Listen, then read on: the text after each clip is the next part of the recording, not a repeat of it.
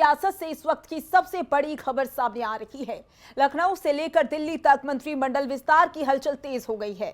मुख्यमंत्री योगी आदित्यनाथ की टीम में कौन से नए चेहरे शामिल हो सकते हैं, इसको लेकर चर्चाएं तेज हैं। दिल्ली में बीजेपी की एक बेहद महत्वपूर्ण बैठक होने जा रही है, जिसमें शामिल होने के लिए यूपी के दोनों डिप्टी सीएम केशव प्रसाद मौर्य और ब्रजेश पाठक पहुंच चुके हैं। 2027 के विधानसभा चुनाव को ध्यान में रखते हुए बीजेपी जातीय और क्षेत्रीय समीकरणों को साधने की बड़ी तैयारी में है। उत्तर प्रदेश की बात की जाए तो उत्तर प्रदेश में 2027 में विधानसभा चुनाव है, जिसको लेकर बीजेपी ने रणनीति बनाना शुरू कर दिया है। लेकिन देखना होगा इस बार किस तरीके से समीकरण बैठाती हुई बीजेपी नजर आएगी, क्योंकि बात की जाए जातीय समीकरणों की, क्षेत्रीय समीकरणों की, तो हर समीकरण को साधने की जो कोशिश है वो बीजेपी अब लगातार कर रही है और इसी वजह से बैठकों का दौर भी शुरू हो गया है। लेकिन देखना होगा कि इस बार बीजेपी के लिए कितनी चुनौतियां रहने वाली हैं 2027 के विधानसभा चुनावों में, क्योंकि विपक्ष की अपनी तैयारियां चल रही हैं और इस बार का मुकाबला कैसे रहने वाला है। और इसी के साथ ये भी देखना होगा कि मंत्रिमंडल विस्तार पर जिस तरीके से मंथन हो रहा है, इसमें कौन कौन से मंत्री शामिल किए जा सकते हैं जो कि क्षेत्रीय समीकरण और जातीय समीकरण को बैठाते हुए नजर आ सकते हैं। तो देखना यह भी होगा कि 2027 का विधानसभा चुनाव किस तरीके से बीजेपी की रणनीति नजर आएगी और यह भी देखना होगा कि विपक्ष उन चुनौतियों को कैसे पार कर पाता है, क्योंकि हर एक राजनीतिक दल उत्तर प्रदेश के विधानसभा चुनाव को साधने की कोशिश कर रहा है। इसी पर ज्यादा जानकारी के लिए हमारे संवाददाता लखनऊ से हमारे साथ जुड़ गए हैं, दिल्ली से हमारे साथ जुड़ गए हैं, क्योंकि दिल्ली में बैठकों का दौर लगातार चल रहा है। कंचन हमारे साथ दिल्ली से लगातार बनी हुई है। कंचन, अगर बात की जाए उत्तर प्रदेश विधानसभा चुनाव की, तो बीजेपी की तैयारियां पहले से ही शुरू हो गई थी, लेकिन अब जो चर्चा हो रही है वो मंत्रिमंडल विस्तार को लेकर हो रही है। तो किस तरीके से बैठकों का दौर शुरू हो गया है और दिल्ली में इस वक्त उत्तर प्रदेश को लेकर क्या माहौल? जी बिल्कुल, देखिए आपको बता दें, मिशन 2027 भारतीय जनता पार्टी जो है, सब जानते हैं कि भारतीय जनता पार्टी वो पार्टी है जो पहले से ही 2-3 साल पहले ही जो है अपनी तैयारी पूरी मजबूती के साथ करना शुरू कर देती है और उसी कवायद में एक सुगबुहाहट जो वो बहुत पहले से चली आ रही थी कि यूपी में मंत्रिमंडल में विस्तार होगा और अब वो समय आ चुका है जब पश्चिम बंगाल का चुनाव हो चुका है, 4 तारीख को मतगणना होगी। लेकिन ठीक उससे पहले भारतीय जनता पार्टी का पूरा फोकस जो है 27 यूपी चुनाव पर लग गया है। हमेशा माना जाता रहा है कि यूपी का जो रास्ता है वो केंद्र सरकार की ओर होता है, तो ऐसे में जो भी यूपी में अपनी सरकार बनाता है वो केंद्र में भी सरकार बनाता है। तो कहीं ना कहीं Bharatiya Janata party active mode पर आ चुकी है। हमने देखा प्लेन की जो फोटो आज वायरल हुई है, ब्रजेश पाठक को डिप्टी सीएम और तमाम नेता जो उनके साथ नजर आ रहे हैं। माना जा रहा है कि जो आज अचानक बैठक बुलाई गई है, उस बैठक में मंत्रिमंडल विस्तार को लेकर चर्चा होगी। बात करें हम प्रधानमंत्री नरेंद्र मोदी की, तो वो भी वहां से उत्तर प्रदेश से ही सांसद है। बात करें हम जो है योगी आदित्यनाथ की, तो वहां पे तमाम बड़े चेहरे हैं। लेकिन अलग अलग जगहों पर एक चीज जो है वो उत्तर प्रदेश में कहीं ना कहीं छूटती हुई नजर आती है, वो है पश्चिमी उत्तर प्रदेश। तो ऐसे में भारतीय जनता पार्टी का पूरा फोकस जो है वो पश्चिमी उत्तर प्रदेश पर बना हुआ है और उत्तर प्रदेश की बात की जाए, पहली बैठक नहीं है। बिल्कुल कंचन, पश्चिमी उत्तर प्रदेश की बात की जाए तो जब से सीएम योगी आदित्यनाथ बने हैं उसके बाद हमने देखा है कि पूर्वांचल का बहुत ज्यादा विकास हुआ है, खासकर इंफ्रास्ट्रक्चर पर, वहां पर तो रणनीति साफ नजर आती है। लेकिन पश्चिमी उत्तर प्रदेश पर इस बार खासा फोकस बीजेपी का नजर आ रहा है। तो जब मंत्रिमंडल विस्तार होगा तो पश्चिमी उत्तर प्रदेश को किस तरीके से ध्यान में रखा जाएगा और किस तरीके से क्षेत्रीय समीकरण बैठाए जाएंगे? जी बिल्कुल, देखिए सबसे पहले मैं बताना चाहूंगी कि हमें याद करना चाहिए जब किसान आंदोलन हुआ था तो उसमें पश्चिमी उत्तर प्रदेश के किसान जो है उत्तर प्रदेश से ज्यादा, पश्चिमी उत्तर प्रदेश के किसान सबसे ज्यादा थे और वो किसान थे जो गन्ने की खेती करते हैं। तो ऐसे में जो आश्वासन उन्हें दिया गया था, माना जा रहा था तभी से जो वहाँ के नतीजे भारतीय जनता पार्टी के लिए आए थे वो उतने ज्यादा फेवर में नहीं थे। लेकिन अब माना जा रहा है कि आने वाले समय में जो है भारतीय जनता पार्टी पूरी रणनीति बना रही है और पश्चिमी उत्तर प्रदेश से ऐसे नेताओं को टिकट दी जाएगी, ऐसे लोगों को टिकट दी जाएगी जिन्होंने संगठन को जमीनी तौर पे मजबूत करने के लिए, पार्टी को मजबूत करने के लिए काम किया है, बजाय उसकी जो फेमस फेस हो।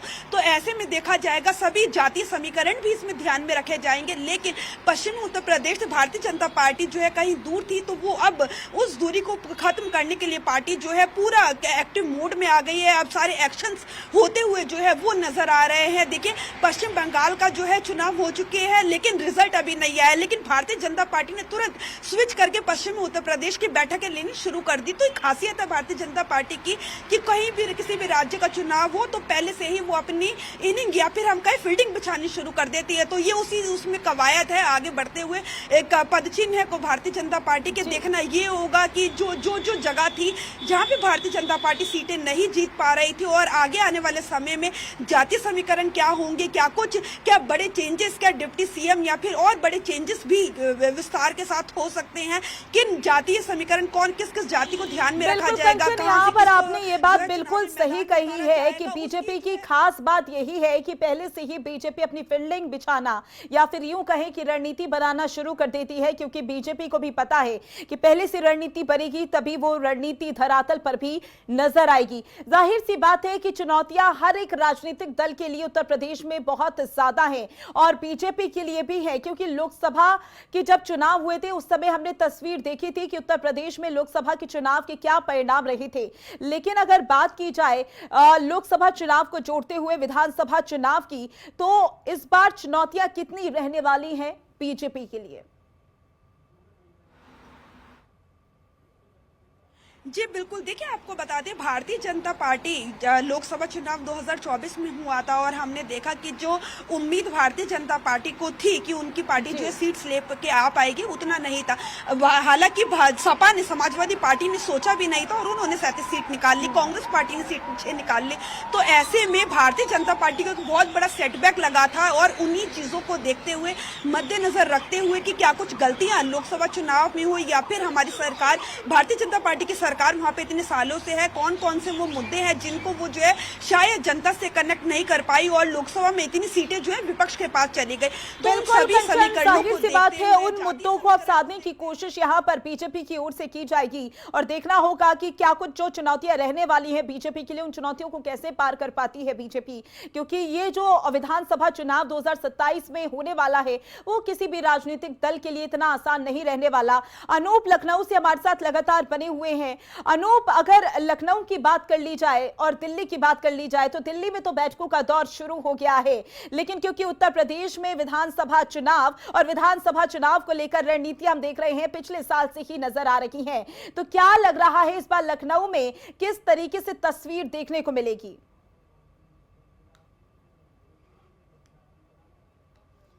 अनूप, आपको मेरी आवाज आ रही है?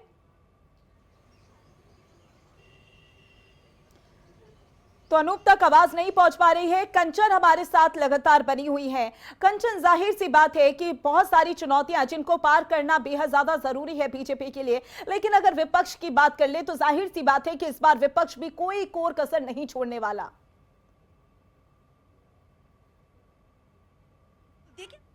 कि उत्तर प्रदेश में भी एसआईआर हुआ है और जिस तरीके से समाजवादी पार्टी के वर्कर्स ने वहां पे काम किया है और जिस तरीके से समाजवादी पार्टी प्रमुख अखिलेश यादव लगातार बयानबाजियां कर रहे हैं और संतुष्टि कहीं ना कहीं नजर आती है। उनका मानना है कि एसआईआर भले केंद्र सरकार का हो, लेकिन हमने अपनी जो मजबूती है वो पकड़ बना ली है। तो ऐसे में केंद्र सरकार के लिए या फिर उत्तर प्रदेश सरकार के लिए कहे, भाजपा सरकार के लिए कहे, तो बहुत बड़ी चुनौती है, क्योंकि समाजवादी पार्टी लगातार धरातल पे जो है वो काम करती हुई नजर आ रही है। साथ में इंडिया गठबंधन में कांग्रेस और समाजवादी पार्टी आगे आने वाले समय में 27 में चुनाव जाहिर सी बात है कि विपक्ष भी अपनी रणनीति बनाने में जुटा हुआ है। अनूप हमारे साथ लगातार बने हुए हैं। अनूप, आपको आवाज आ रही है? मुझे नहीं मिल रही। अनूप, अगर बात की जाए उत्तर प्रदेश की, तो उत्तर प्रदेश में जाहिर सी बात है कि बैठकों का दौर पहले से ही शुरू हो गया था, विपक्ष भी अपनी रणनीति बनाने में जुटा हुआ है।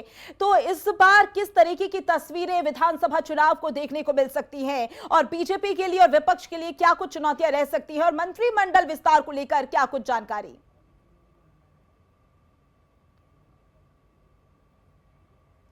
तो अनूप को आवाज नहीं मिल पा रही है, लेकिन आपको बता दें कि मंत्रिमंडल विस्तार को लेकर जो चर्चाएं हैं वो बहुत ज्यादा तेज हो गई हैं। दिल्ली में बैठकों का दौर शुरू हो गया है। दोनों ही डिप्टी सीएम इस बैठक में मौजूद रहे, केशव प्रसाद मौर्य और ब्रजेश पाठक, और कई सारे ऐसे मुद्दे जिनको लेकर चर्चा हुई है। लेकिन देखना होगा कि क्षेत्रीय समीकरण और जातीय समीकरणों के आधार पर किस तरीके से मंत्रिमंडल का विस्तार हो सकता है।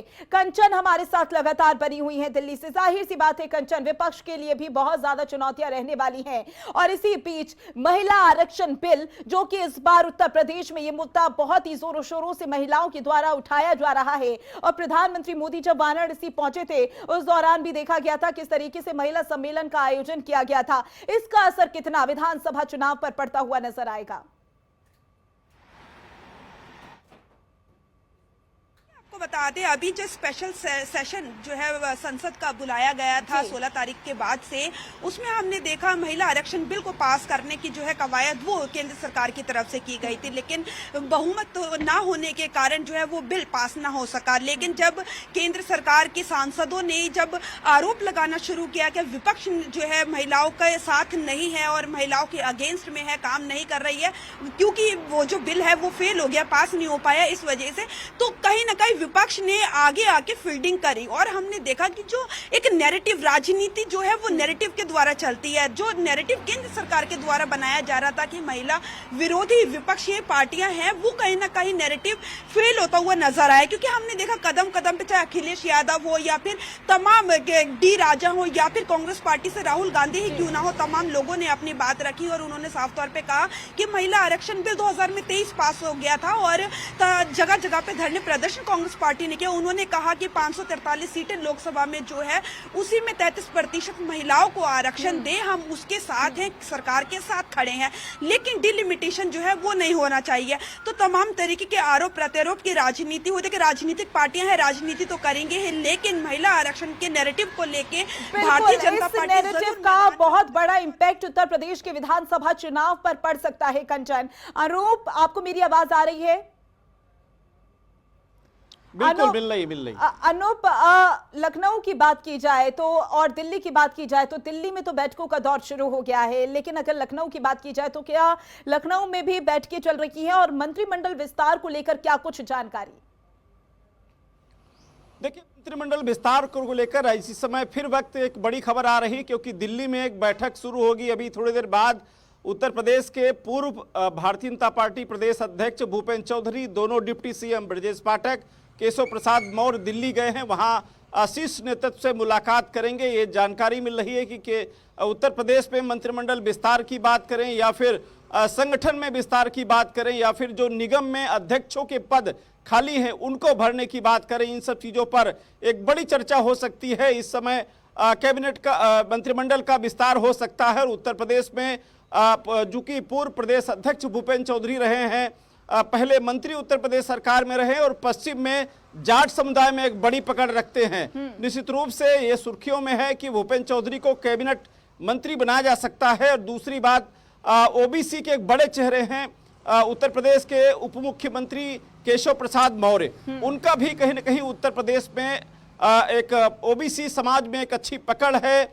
उत्तर प्रदेश में भारतीय जनता पार्टी के प्रदेश अध्यक्ष रह चुके हैं, उनको हर एक जिले का, हर एक जाति का अनुभव भी है, इसलिए उनसे भी सलाह ली जाएगी। दूसरी बात और करें, ब्राह्मण समाज का नेतृत्व कर रहे हैं इस वक्त डिप्टी सीएम ब्रजेश पाठक, उनसे भी कहीं ना कहीं इस मामले पर चर्चा की जाएगी कि उत्तर प्रदेश में किस तरीके से नैरेटिव सेट किया जाए, क्योंकि आगामी चुनाव में यही जो मंत्रिमंडल विस्तार है इसमें बहुत कुछ मायने रखता है। क्योंकि बिल्कुल अनूप, ब्राह्मण समाज की बात कर ली जाए तो ब्राह्मण समाज का नेतृत्व भले ही ब्रजेश पाठक कर रही हूं अभी, लेकिन इससे पहले भी खबरें सामने आई थी, तस्वीरें सामने आई थी, जहां पर यह बताया जा रहा था कि प्रदेश अध्यक्ष पंकज चौधरी और जो ब्राह्मण विधायक है उनके बीच में कॉन्फ्लिक्ट चल रहा है, तो उसका असर कितना पड़ सकता है? देखिए, यही वजह है क्योंकि Bharatiya Janata party damage control करना बहुत बखूबी जानती है। और इस समय चाहे वो संगठन विस्तार की बात करें, संगठन में बदलाव की बात करें या फिर मंत्रिमंडल विस्तार की बात करें, भारतीय जनता पार्टी बखूबी जानती है अगर आपस में मनमुटाव होगा या फिर आपस में तल्खियां अगर होंगी तो मुझे लगता है 2024 का परिणाम आपने देखा होगा। लोकसभा चुनाव में भारतीय जनता पार्टी को खामियाजा उठाना पड़ा था। अभी आपने देखा जो संगठन में बदलाव हुआ, संगठन के चुनाव हुआ, भारतीय जनता पार्टी ने सबसे पहले जो मंत्रियों को लगाया कि आप सदस्यता अभियान चलाओ, उस सदस्यता अभियान में तमाम मंत्री, विधायक, सांसद सबकी पोल खुल गई। जो निर्धारित एक संख्या रखी गई थी उसको पा नहीं पाए। तो इस मंत्रिमंडल विस्तार में सिर्फ 6 सीटें खाली हैं। अगर सरकार 6 मंत्रियों को बना सकती है, लेकिन उसमें जातिगत समीकरण देखेगी इस भारतीय जनता पार्टी, सामाजिक समीकरण देखेगी और लोकप्रियता देखेगी, क्योंकि इन्हीं 6 चेहरों के माध्यम से 2027 का विधानसभा चुनाव होना है। बिल को लेकर भी हमने तस्वीरें उत्तर प्रदेश में देखी, और क्योंकि अब मंत्रिमंडल विस्तार हो रहा है तो क्या किसी महिला का नेतृत्व भी नजर आ सकता है इस विस्तार में?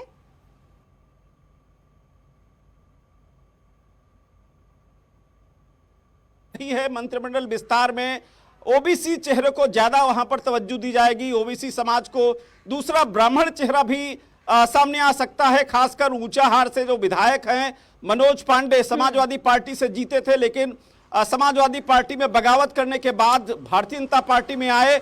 सुर्खियों में है कि उनको भी कहीं न कहीं मंत्रिमंडल में जगह दी जा सकती है और ब्राह्मणों की नाराजगी जो आए दिन जो खबरें आया करती उसको दूर कर सकती भारतीय जनता पार्टी।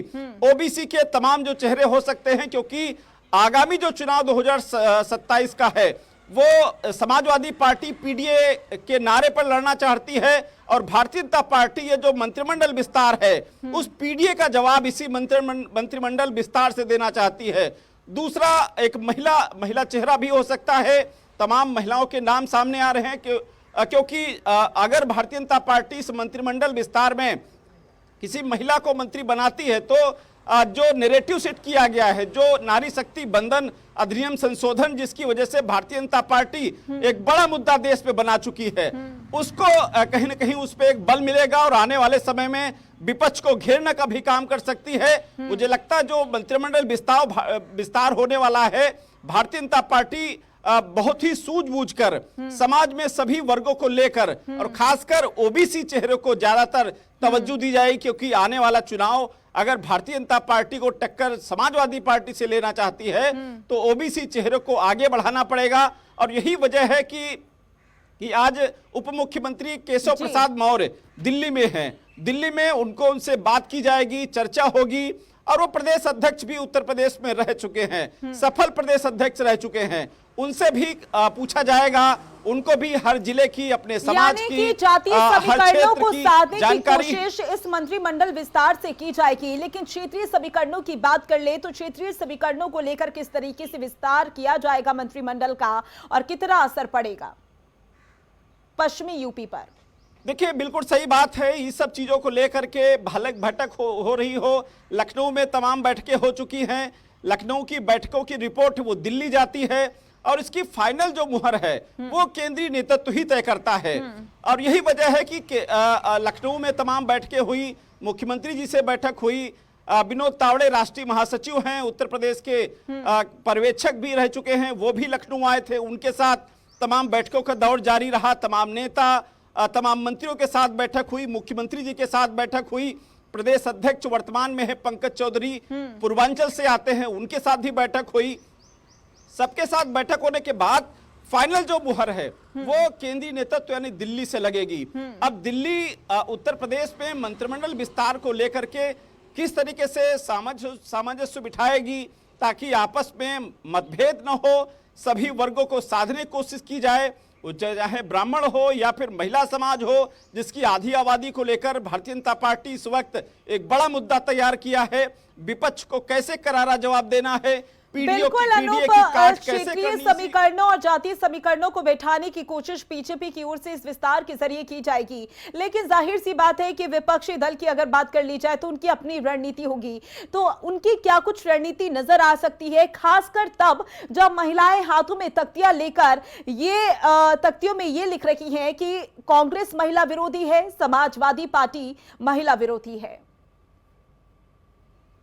बिल्कुल सही बात है। भारतीय जनता पार्टी लगातार कोशिश कर रही है कि विपक्ष किस तरीके से महिला विरोध के महिला के विरोध में है, नारी शक्ति बंद संशोधन के विरोध में है। वहीं दूसरी तरफ आपने देखा किस तरीके से लोकसभा में विपक्ष ने हंगामा किया, बिल धराशायी हो गया। उसके बाद बीजेपी शासित जो सभी राज्य है उसमें निंदा प्रस्ताव लाया गया। निंदा प्रस्ताव लाने के बाद तमाम जो जुलूस रैली निकाली गई, इसको लेकर के लखनऊ से एक पैदल मार्च दिल्ली तक महिलाएं कर रही हैं इस विरोध को लेकर के।